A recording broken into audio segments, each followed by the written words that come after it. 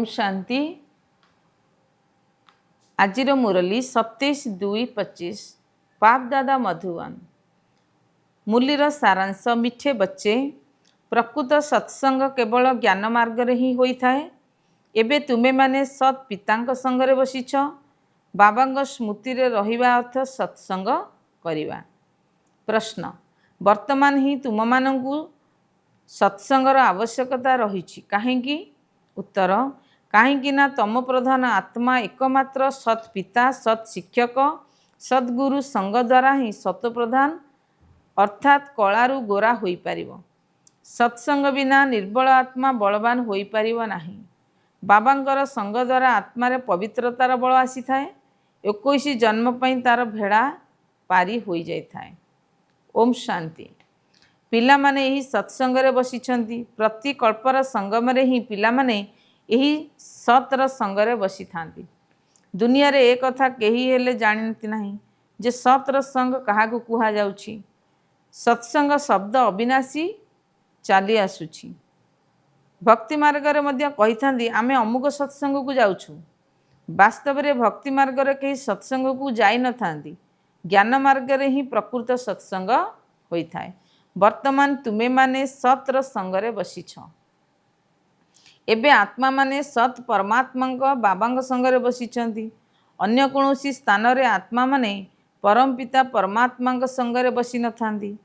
कारण बाबांगु केही जानी ही न थांती। जदियो कहउछंती जे आमे सत्संग को जाउछु, किंतु सेमाने देह अभिमान रे आसी जाउछंती। तुमे देह अभिमान रे आसु नाहो।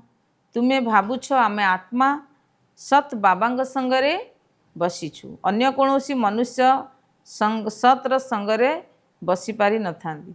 सतर संग यही नाम मध्य वर्तमान समयर सतर संग। यार यथार्थ अर्थ बाबा बसी बुझाउछंती।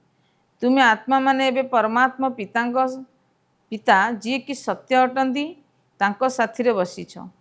जी सत पिता सत शिक्षक सद्गुरु अटंती अर्थात तुमे सत्संगरे बसीछ। जदियो एठारे अथवा घरे बसीछ, किंतु निजको आत्मा भावी बाबांगु स्मरण करुछ। आमे आत्मा एबे सत बाबांगु मने पकाउछु अर्थात सतर संगरे अछु। बाबा मधुबन रे बसीचंदी। बाबांगु मने पकेबार उपाय मध्य अनेक प्रकार मिलुछि। जोग द्वारा ही विक्रम विनाश हब। ए कथा मध्य पिला माने जानिछंदी। आमे 16 कला संपूर्ण हेउछु, पुणी तळकु खसी खसी कला कम होई जाउछि। भक्ति मध्य प्रथमे अव्यभिचारी होउछि, पुणी तळकु खसी खसी व्यभिचारी भक्ति हेबा द्वारा तम प्रधान होई जाउछंती। तेणु सेमानकर निश्चयर सतर संग आवश्यक, नचेत पवित्र किपरि हेबे? एबे तुम आत्मा मानकु सत बाबांकर संग मिलिछि। आत्मा जानुछि आमकु बाबांकु याद करियाकु पड़िबो। तांकर संग ही आवश्यक। जोग को मध्य संग कहा जाए। यह होची सतर संग। यही देह थाई मध्य तुमे आत्मा मध्य मने पकाओ। यह ही होची सतर संग। जेपरी कही थांदी जे यह को बड़ लोकर संग लागी जाइछि, सेथिपई देह अभिमानी होई जाइछि। एबे किंतु तुम मानकर सत्संग बाबांग सहित हेउछि, जहा द्वारा तुमे तम प्रधानरु सत प्रधान हेउछ। बाबा कहउछंती मु थरे मात्र आसुछि। एबे आत्मार संग परमात्मा सहित होउथिबारु तुमे 21 जन्म पई उद्धार होई जाउछ। पुणी तुमर देह सहित संग हब। ड्रामा मध्य एहीपरि तयारी होइछि। बाबा कहउछंती मो सहित तुम पिलामानकर संग हेबा द्वारा तुमे सत्य प्रधान होई जाउछ, जाहाकु स्वर्णिम अवस्था कहा जाउछि। साधु संत आदि तो भाबुछंती आत्मा निर्लेप अटे, समस्ते परमात्मा ही परमात्मा अटंती। यार अर्थ है परमात्मा ठारे मध्य खाद पड़ी, किंतु परमात्मा ठारे तो केबे भी खाद पड़ी परिबो नाही। बाबा कहउछंती क्यों मो ठारू खाद पड़ी? मु तो सर्वदा परमधाम रही थाए, कारण मु केबे भी जन्म मरण रे आसे नाही। ए कथा तुमे पिला माने ही जानिछ। तुम मानक भेतर मध्य कहार संग अधिक कहार कम अटे। केही तो भल पुरुषार्थ करी जोगयुक्त अवस्था रे रहउछंदी। जेतिकी समय आत्मा बाबांग संग करिछि सेतिकी आत्मा को भाई आत्मा को लाभ मिल तार विकर्म विनाश हम। बाबा कहते हे आत्मा माने मो सहित जोग लगाओ, मो साथी रुह, मत ही शरीर आधार तो नेबा पड़ुछि, नचेत परमात्मा किपरि कथा हेबे, आत्मा किपरि शुणिबे। एबे तुमे माने सतर संग करुछ, तेणु सत बाबा को निरंतर मने पकईबाकू हेब। आत्मा को सतर संग करने पड़िबो। आत्मा मध्य विचित्र अटे, परमात्मा एवं यही दुनिया मध्य विचित्र अटे। यही दुनिया किपरि चक्र लगाउछि यह बहुत आश्चर्यर कथा। तुमे माने यही ड्रामा रे बहुत विचित्र अभिनय करुछ। तुमर आत्मा रे 84 जन्मर पाठ निर्धारित होई रहिछि। यह आश्चर्य अटे ना। सत्ययुगर आत्मा एवं आजिकालीर आत्मा माने सेमानंकर भितरे तुम मानंकर आत्मा ही सबुठारु अधिक ऑलराउंडर अटे। नाटक रे कहार अभिनय आरंभ रही थाए, कहार मझिरे रही थाए, आउ कहार पछरे थाए। से सब है हदर ड्रामा। ताहा तो एबे रुहा ताहा मध्य एबे ही रचना करा जाइछि। एबे विज्ञानर केते प्रभाव रहिछि। सत्य युगरे मध्य सेमानंकर केते बल रहिबो। नुआ दुनिया केबे जल्दी तैयारी हेउथिबो, सेठारे मुख्य पवित्रतार बल भरिबो। एबे आत्मा निर्बल होई जाइछि, सेठारे बलवान हबो। यही लक्ष्मी नारायण को बलवान रटंती ना। एबे किंतु रावण समस्तंकर बल छड़ाई नेउछि, पुणी तुमे से रावण उपरे विजय होई केते बलवान होछ। जेतिकी सतर संग करिवो, अर्थात आत्मा सेतिकी सत वा बाबा को मने पकाई थाए, सेतिकी बलवान होई थाए। पाठ पढ़ारे मध्य बल, पाठ पढ़ारे मध्य बल तो मिली थाए ना। तुमको बल मिलुछि, सारा विश्व उपरे तुम्हें हुकुम चलाउछ। आत्मार सत बाबा सहित जोग लगाई संगम जुगरे ही होछि। बाबा कहउछंती आत्मा को मो सह मिलिबा द्वारा आत्मा बहुत बलवान होई जाइछि। बाबा सर्वशक्तिमान अटंती, तांको द्वारा बल मिलुछि। एथिरे समस्त वेदशास्त्र आदि मध्य अंतर ज्ञान आसी जाउछि। जेपरि बाबा सर्वशक्तिमान, तुमे माने मध्य सेहीपरि सर्वशक्तिमान हेबाकू जाउछ। सारा विश्व उपरे तुमे माने राजत्व करिवो। तुम ठारू केही छड़ाई नहीं पारिबे नाही। तुमको मो द्वारा केते बल मिलुछि, एहाकू मध्य बल मिलुछि। जेते बाबा को मने पकाइबा सेतिकी बल मिलिबो। ताहा आउ कोनोसी कष्ट देउ नाहांती, केवल बाबा को मने पकाइबाकू हेबो बास। आत्मार 84 जन्मर चक्र एबे पूरा हेबाकू जाउछि। एबे घरकू जिबाकू हबो। एहाकू बुझिबा कोनोसी बड़ कथा नुहे। अधिक विस्तार को जीवार समय आवश्यकता नहीं। ब्याच बा बाबा को जानिबा द्वारा बुझी जाउछंती जे एकंग संग द्वारा सारा वृक्ष एहांक ठारू सारा वृक्ष बाहरिछि। संक्षिप्त रे ज्ञान बुद्धि आसी जाउछि। यह बहुत विचित्र कथा। भक्ति मार्ग रे मनुष्य केते धक्का खाइछंती, केते परिश्रम करिथांती, किंतु किछि हेले भी मिली न थाए। बाबा आसी तुमको विश्वर मालिक करूछंती। आमे जोग बल द्वारा विश्वर मालिक होउछु। यही पुरुषार्थ करने को हम। रावणर जोग प्रसिद्ध अटे। जोग बल द्वारा तुमे माने दीर्घायु हो जाउछ। सतर संग करने द्वारा केते लाभ मिलुछि। आयु मध्य बड़ एवं शरीर मध्य निरोगी हो जाउछि। ए सब कथा तुम पिलामानंक बुद्धि रे ही रहुछि। तेबे तुम ब्राह्मण मानंक व्यतीत आउ केही भी सतर संग करू नाहांती। तुमे पिला माने प्रजापिता ब्रह्मांकर संतान अट, दातांको पुत्र अट। तेणु सेतिके खुशी रहिबा दरकार जे आमे दादा पुत्र अटु। वर्षा मध्य दादांक ठारू मिलुछि।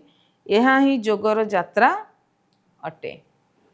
बुद्धि रे एक कथा स्मरण रहिबा उचित, दुनिया रे हेउथिबा सत्संग रे तो गोटिए जगह रे बसी थांती, एठारे से कथा नाही। एपरि नुहे जे गोटिए स्थान रे बसिबा द्वारा ही सतर संग हबो ना। उठिबा, बसिबा, चालिबा, बुलिबा समय रे मध्य आमे सतर संग करि परिबा।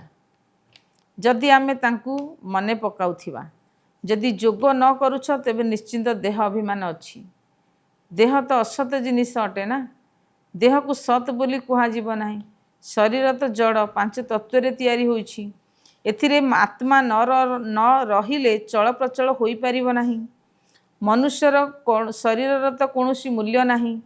अन्य समस्त शरीर मूल्य अच्छी। सुंदर सौभाग्य तो आत्मा को मिलिबो।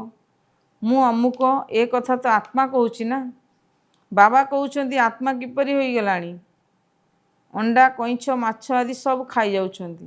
ଏବେ ସମସ୍ତେ ଭସ୍ମାସୁର ହୋଇଯାଉଛନ୍ତି, ନିଜେ ନିଜକୁ ଭସ୍ମ କରୁଛନ୍ତି। କିପରି? କାମଚିତା ଉପରେ ବସି ସମସ୍ତେ ନିଜକୁ ଭସ୍ମ କରୁଛନ୍ତି ଏବଂ ଭସ୍ମାସୁର ଅଟନ୍ତି ନା। ଏବେ ତୁମେ ଜ୍ଞାନଚିତାରେ ବସି ଦେବତା ହେଉଛ, ସାରି ଦୁନିଆ କାମଚିତା ଉପରେ ବସି ଭସ୍ମ ହୋଇଯାଉଛି। ଆତ୍ମା ତମ ପ୍ରଧାନ କଳା ହୋଇଯାଉଛି।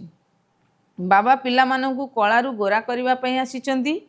ତେଣୁ ବାବା ପିଲାମାନଙ୍କୁ ବୁଝାଉଛନ୍ତି ଦେହ ଅଭିମାନକୁ ଛାଡ଼ି ନିଜକୁ ଆତ୍ମା ନିଶ୍ଚୟ କର। ବିଦ୍ୟାର୍ଥୀମାନେ ସ୍କୁଲରେ ପାଠ ପଢ଼ିଥାନ୍ତି, କିନ୍ତୁ ସେଇ ପାଠପଢ଼ା ଘରେ ରହିଲେ ମଧ୍ୟ ବୁଦ୍ଧିରେ ରହିଥାଏ ନା। ସେହିପରି ଏହି ପାଠପଢ଼ା ମଧ୍ୟ ତୁମ ବୁଦ୍ଧିରେ ରହିବା ଉଚିତ। ଏହା ତୁମର ବିଦ୍ୟାର୍ଥୀ ଜୀବନ ଅଟେ। ଲକ୍ଷ୍ୟ ମଧ୍ୟ ତୁମମାନଙ୍କର ସମ୍ମୁଖରେ ରହିଛି। ଉଠିବା, ବସିବା, ଚାଲିବା ସମୟରେ ମଧ୍ୟ ବୁଦ୍ଧିରେ ଏହି ଜ୍ଞାନ ରହିବା ଦରକାର। ଏଠାକୁ ପିଲାମାନେ ଆସିଲେ ସତେଜ ହୋଇଯାଆନ୍ତି। ସେଥିପାଇଁ ଉପାୟ ବତାଉଛି ଯେ ଏହିପରି ସମସ୍ତଙ୍କୁ ବୁଝାଅ। ଦୁନିଆରେ ଢେର ସତ୍ସଙ୍ଗ ରହିଛି, ସେଠାରେ କେତେ ମନୁଷ୍ୟ ଆସି ଏକତ୍ର ହେଉଛନ୍ତି। ବାସ୍ତବରେ ତାହା ସତ୍ର ସଙ୍ଗ ନୁହେଁ। ସତ୍ର ସଙ୍ଗ ବର୍ତ୍ତମାନ ତୁମ ପିଲାମାନଙ୍କୁ ହିଁ ମିଳୁଛି। ବାବା ହିଁ ଆସି ସତ୍ୟଯୁଗର ସ୍ଥାପନା କରୁଛନ୍ତି। ଯେଉଁଠି ତୁମେ ପିଲାମାନେ ମାଲିକ ହୋଇଯିବ, ଦେହ ଅଭିମାନ ଅଥବା ମିଥ୍ୟା ଅଭିମାନ ଦ୍ୱାରା ତୁମେ ତଳକୁ ଖସି ଯାଉଛ ଏବଂ ସତ୍ର ସଙ୍ଗ ଦ୍ୱାରା ତୁମେ ଉପରକୁ ଚଢ଼ୁଛ। ଆଧାକଳ୍ପ ତୁମେ ପ୍ରାରବ୍ଧ ଭୋଗ କରୁଛ। ଏପରି ନୁହେଁ ଯେ ସେଠାରେ ମଧ୍ୟ ତୁମକୁ ସତ୍ର ସଙ୍ଗ ମିଳିବ ନା। ସତ୍ୟ ଏବଂ ମିଥ୍ୟାର ସଙ୍ଗ ସେତେବେଳେ କୁହାଯାଏ ଯେତେବେଳେ ଉଭୟ ଉପସ୍ଥିତ ରହିଥାନ୍ତି। ସତ୍ ବାବା ଯେତେବେଳେ ଆସିଥାନ୍ତି ସେତେବେଳେ ହିଁ ସବୁ କଥା ବୁଝାଇଥାନ୍ତି। ଯେ ପର୍ଯ୍ୟନ୍ତ ସତ୍ ବାବା ନ ଆସିଛନ୍ତି ସେ ପର୍ଯ୍ୟନ୍ତ କେହି ବି ଜାଣିପାରୁ ନାହାନ୍ତି। ବର୍ତ୍ତମାନ ବାବା ପିଲାମାନଙ୍କୁ କହୁଛନ୍ତି, ହେ ଆତ୍ମାମାନେ ମୋ ସଙ୍ଗରେ ରୁହ। ବେହଦର ଯେଉଁ ସବୁ ସଙ୍ଗ ମିଳିଛି ସେଥିରୁ ଉପରାମ ହୋଇଯାଅ। ଯଦିଓ ଦେହର ସଙ୍ଗ ସତ୍ୟଯୁଗରେ ମଧ୍ୟ ମିଳିବ, କିନ୍ତୁ ସେଠାରେ ତୁମେ ପବିତ୍ର ରହିବ। ଏବେ ତୁମେ ସତ୍ର ସଙ୍ଗ ଦ୍ୱାରା ପତିତରୁ ପବିତ୍ର ହେଉଛ, ତେଣୁ ସେଠାରେ ତୁମମାନଙ୍କୁ ଶରୀର ମଧ୍ୟ ସତପ୍ରଧାନ ମିଳିବ, ଆତ୍ମା ମଧ୍ୟ ସତପ୍ରଧାନ ରହିବ। ଏବେ ତ ଦୁନିଆ ମଧ୍ୟ ତମ ପ୍ରଧାନ ହୋଇ ଚାଲିଛି। ଦୁନିଆରେ ତ ଗୋଟିଏ, କିନ୍ତୁ ତାହା ନୂଆରୁ ପୁରୁଣା ହୋଇଥାଏ।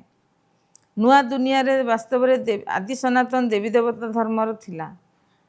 ଆଜି ସେହି ଧର୍ମକୁ ଗୁପ୍ତ କରି ଆଦି ସନାତନ ହିନ୍ଦୁ ଧର୍ମ ବୋଲି କହିଦେଉଛନ୍ତି। ସେଥିପାଇଁ ଦ୍ୱନ୍ଦ୍ୱରେ ପଡ଼ୁଛନ୍ତି। ଏବେ ତୁମେ ଭାରତବାସୀ ବୁଝିପାରୁଛ ଯେ ଆମେ ପ୍ରାଚୀନ ଦେବୀ ଦେବତା ଧର୍ମର ଥିଲୁ, ସତ୍ୟଯୁଗର ମାଲିକ ଥିଲୁ। କିନ୍ତୁ ସେହି ନିଶା କାହିଁ? କଳ୍ପର ଆୟୁ ମଧ୍ୟ ଲମ୍ବା ଲେଖିଦେଇଛନ୍ତି। ଜ୍ଞାନକୁ ଜାଣୁଛ, ତେଣୁ ରାଜପଦ ପାଉଛ, ପୁଣି ଆଧାକଳ୍ପ ପରେ ତୁମକୁ ଖସୁଛ, କାରଣ ରାବଣ ରାଜ୍ୟ ହିଁ ପୁଣି ଆରମ୍ଭ ହୋଇଯାଇଛି। ଦୁନିଆ ପୁରୁଣା ତ ହେବ ନା। ତୁମେମାନେ ଜାଣିଛ ଆମେ ନୂଆ ଦୁନିଆର ମାଲିକ ଅଛୁ, ଏବେ ପୁରୁଣା ଦୁନିଆରେ ଅଛୁ। କେତେଜଣଙ୍କର ଏ କଥା ମଧ୍ୟ ମନେ ପଡ଼ୁନାହିଁ। ବାବା ଆମକୁ ସ୍ୱର୍ଗବାସୀ କରୁଛନ୍ତି।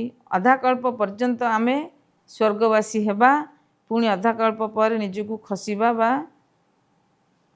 ଖସିବା ଆରମ୍ଭ ହେବ, କାରଣ ରାବଣ ରାଜ୍ୟ ଆରମ୍ଭ ହୋଇଯିବ। ଦୁନିଆ ତ ପୁରୁଣା ହେବ ନା। ତୁମେମାନେ ଜାଣିଛ ବାବା ଆମକୁ ସ୍ୱର୍ଗବାସୀ କରାଉଛନ୍ତି।